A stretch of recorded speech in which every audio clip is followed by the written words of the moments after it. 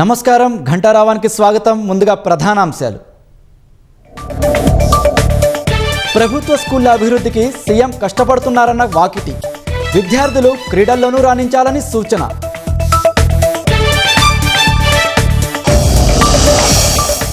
Sanath Nagar TIMS ఆసుపత్రిలో ప్రారంభమైన OP.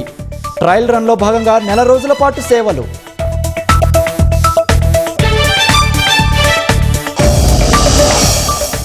ముంబైలో భారీగా డ్రగ్స్ పట్టివేత. 1745 కోట్ల విలువైన 349 కిలోల కొకైన్ స్వాధీనం.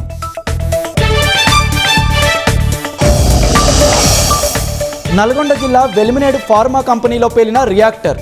ఒకరి పరిస్థితి విషమం, మరో 8 మందికి గాయాలు.